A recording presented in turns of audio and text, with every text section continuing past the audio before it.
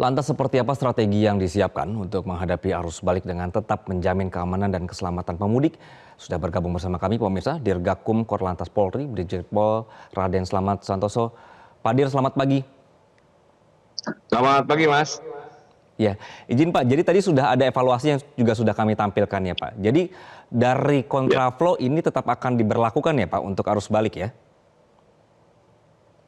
jadi seperti ini, eh, dari Korlantas Polri maupun dari Polri dalam menangani atau mengelola kegiatan PAM Lebaran ini itu ada beberapa etape dari mulai pengamanan arus mudik, arus balik, malam takbiran, kemudian pada saat sholat Id dan pengamanan pada daerah-daerah wisata.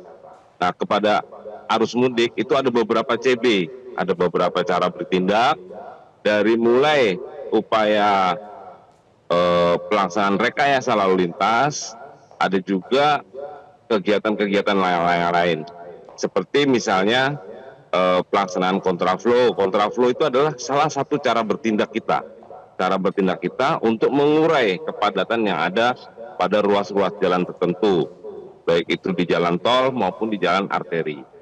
Sehingga untuk jumlah kendaraan kemarin yang sudah mudik, tentunya kita sudah memprediksi kapan arus baliknya akan ada.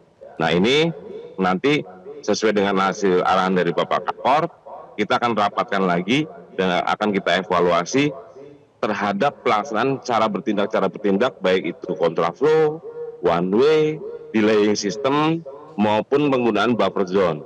Demikian juga dengan kita pada saat mengelola rest area yang ada, sehingga Kamsel Lantas, keamanan, keselamatan, dan ketertiban kelancaran arus mudik dan arus balik itu dapat terwujud. Demikian, Mas. Baik, Pak Dir, kami dapat informasi bahwa di tol Batang ini ada kecelakaan. Ini kecelakaan apa ya Pak? Itu mobil pickup. Sementara informasi memang betul ada kecelakaan mobil pickup yang mengangkut penumpang, ya, mengangkut penumpang. Nanti informasi lebih lanjut kita bisa kembangkan. Baik. Pak Dir, ini gambar yang sedang kami tayangkan di Metro ini kan terlihat ini adalah jalur kontraflow ya Pak. 2 lajur, pembatasnya adalah traffic cone. Ini yang kemarin pada saat kecelakaan kilometer 58 ini sempat menjadi sorotan publik. Apakah aman begitu dengan traffic cone yang jaraknya juga agak jauh dan hanya traffic cone saja untuk mencegah misalnya kayak tadi ada pengemudi yang kemudian ngantuk atau lalai, kemudian juga ada pengemudi baik dari 2 arah ini yang kecepatannya terlalu tinggi begitu Pak?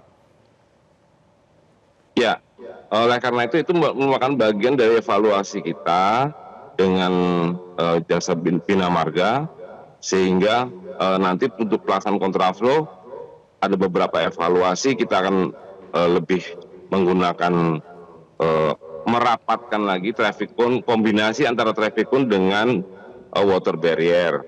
Kemudian lajurnya juga akan kita lebih persempit sehingga kecepatan kendaraan yang melalui kontraflow itu dapat maksimum 60 km per jam, sehingga tidak bisa lebih cepat daripada jalur biasa.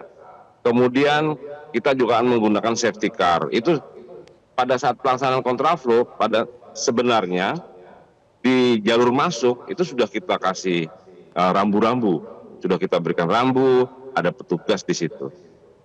Demikian, Mbak. Oke, dalam prosedurnya nanti Pak, dari hasil evaluasi ini, safety car ini secepat apa mereka akan bereaksi ketika ada kecelakaan atau mereka bertugas untuk menjaga sesuatu misalnya? Ini yang pertama Pak. Ya, jadi di jalan tol itu, khususnya di jalan tol ya, untuk kontraflow di jalan tol, itu setiap 500 meter ada CCTV.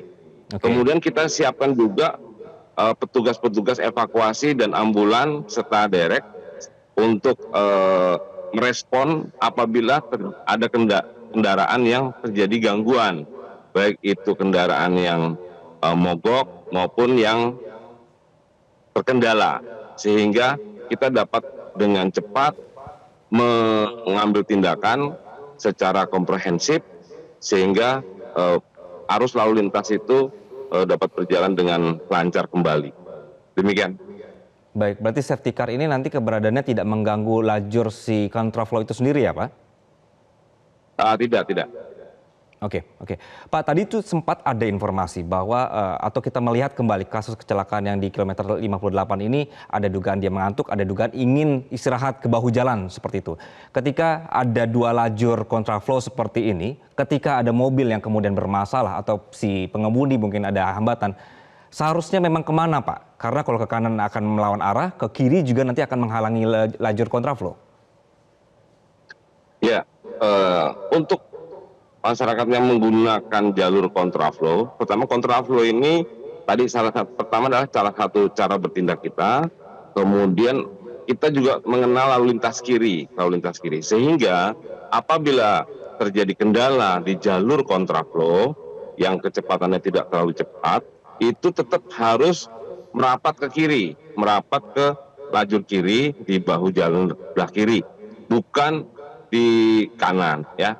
Dan perlu kami luruskan bahwa kita belum tahu terhadap proses olah TKP kemarin sudah kita ambil terhadap kasus 58 itu, dan ini petugas kita menggunakan scientific investigasi dalam bentuk traffic accident analysis.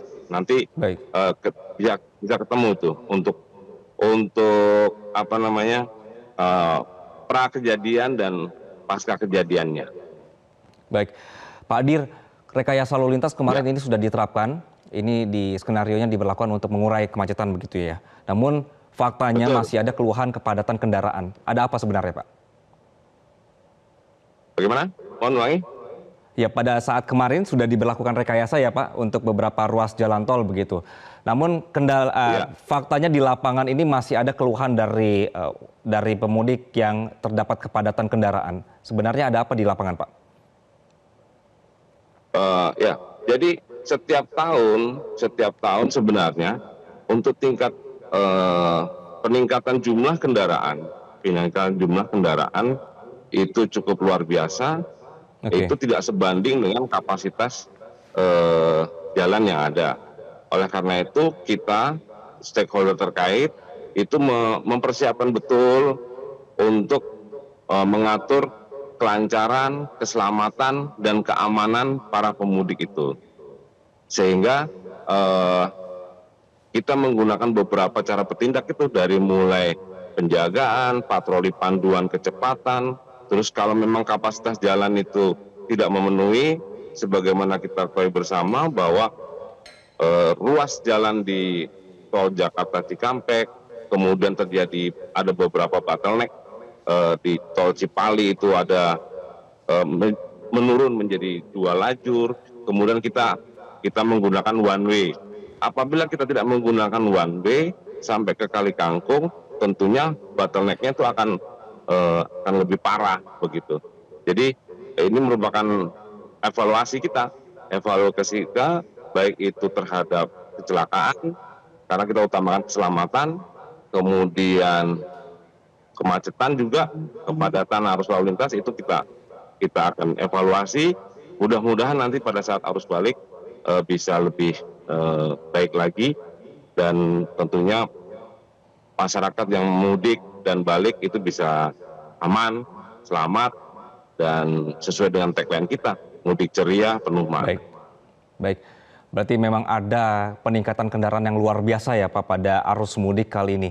Nah, kita sudah bicara soal evaluasi, nanti kami akan ajak Anda juga pemirsa masih bersama Pak Dir berkenaan dengan evaluasi yang terjadi di Merak. Ini juga menjadi salah satu sorotan juga kenapa kemarin begitu membludak pemudik di sana. Usai jeda kami akan kembali dalam diskusinya. Pemirsa, perbincangan persiapan arus balik kami lanjutkan bersama Dirgakum Korlantas Polri, Brigjen Pol Raden Slamet Santoso. Pak Dir, untuk evaluasi Merak ini tadi seperti laporan dari rekan kami, di sana juga masih ada yang memanfaatkan ya Lebaran kedua ini untuk mudik. Evaluasi menyeluruh seperti apa Pak untuk Merak? Ya, jadi untuk Merak tentunya kami sudah mempersiapkan bagaimana arus lalu lintas yang mengarah maupun yang akan kembali nanti dari Pelabuhan Merak eh, menuju Jawa ataupun dari Merak yang menuju Sumatera. Kita dengan melakukan beberapa kesiapan, kita menyiapkan buffer zone di kilometer 43, kilometer 68, dan untuk menunggu antrian yang ada di dermaga, dan kita juga sehingga kita melakukan beberapa delaying system supaya masyarakat ini tidak stuck di jalan tol ataupun di jalan arteri yang ada. Kita juga melakukan pembagian bagaimana untuk sepeda motor itu di Ciwandan, kemudian untuk kendaraan pribadi itu ada di Merak, untuk kendaraan angkutan sembako dan sebagainya itu ada di BPJ. Itu upaya kita pada saat arus mudik, sehingga nanti untuk persiapan arus balik itu juga akan kami persiapkan seperti itu, baik itu di jalur Sumatera Lampungnya maupun dengan jalur dari Merak ke arah Jakarta untuk menghindari kepadatan seperti pada saat arus mudik kemarin. Baik, Pak Dir, masalah kemarin di Merak ini adalah terjadi kepadatan dari tol menuju pelabuhan ini karena banyak yang memaksa masuk karena mereka sebenarnya belum punya tiket gitu, masih cari begitu ya Pak.